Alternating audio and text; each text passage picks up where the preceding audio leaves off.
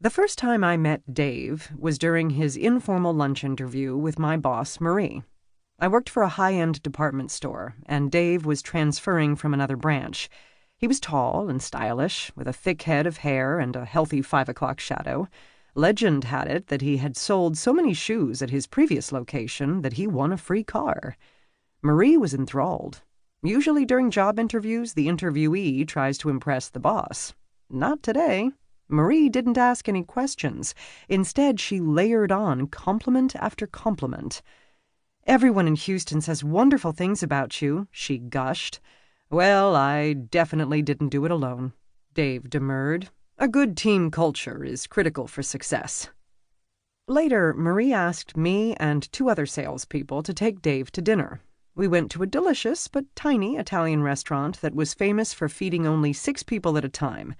The table was probably meant for 2, but was set for 4.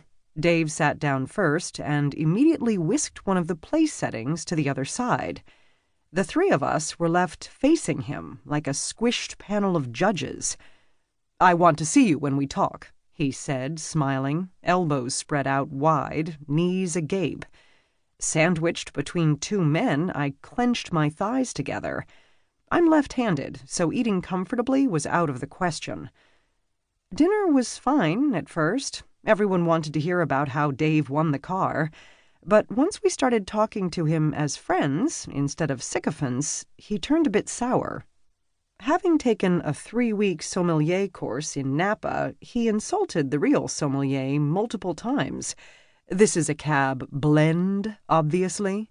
He sent his dessert spoon back, not once, but twice, because it was the wrong size. The next day was Dave's first on the floor selling shoes. Whenever the regional manager was within earshot, Dave was lovely. He gently coached the newest salesperson on how to upsell a client, confident yet not overbearing. But as soon as the manager left, it was a different story. I overheard him say to someone, "I'm worried about what Tessa is doing. Doesn't she know how to use a shoehorn?" I felt embarrassed. It went from bad to worse thereafter. Left to his own devices, Dave would steal customers from other salespeople and rearrange shoes in the storage room so it was impossible to find anything, insisting, of course, that this was how shoes were arranged in the Houston store.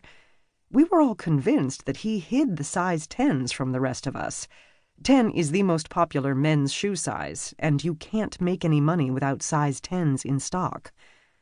When you're mean in retail, word gets around. So you can imagine my surprise when I walked into Marie's office for a monthly check-in, and she hit me with an enthusiastic, "Hasn't Dave been so great? His sales are through the roof. He also raved about how wonderful it has been working with you and the other team members." Marie was socially adept and had a good radar for troublemakers and shoe sharks, people who steal customers from other salespeople. But clearly Dave had convinced her that he was the whole package. Good with customers, good with the sales team. Over time, Dave came to be known as the kiss-up, kick-down shoe guy. His charming personality and quick wit made him an easy sell to the store managers, and his numbers were so strong there was no denying his talent. But he was competitive and Machiavellian, willing to do anything to get ahead. Dave was causing me emotional strife and costing me sales, and no one with power seemed to know it. I had to do something. Winner take all. Kiss up, kick down coworkers have a singular goal in mind: to climb to the top by any means necessary. To get there, they treat everyone who is at the same level or below them as competition. They reserve their good manners for the people in charge. There's a personality trait called social comparison orientation. It's the degree to which we naturally compare ourselves with other people. We all have the trait, but some of us more than others. When I worked in retail, I compared my sales numbers with Dave's. I've stalked the social media accounts of people from high school to see how much better off their lives are than mine, but I usually know when to quit. Worrying about how much richer, hotter, and happier other people are is a dangerous game to play with oneself. Kiss-up, kick-downers can't turn off the switch. They obsessively compare themselves with everyone, especially similar people. If you have the same job title, pedigree, or hell, even the same size office as a kiss-up, kick-downer, beware. They're probably sizing you up regularly. Watch out for people who know just a little too much about you, down to the last penny of your last raise, or how many more months or days they've been at the job than you. Social comparison sleuths like these use their knowledge to devise clever and devastating methods of competition. Some, like Dave, will question your expertise with your coworkers or raise small concerns with the boss.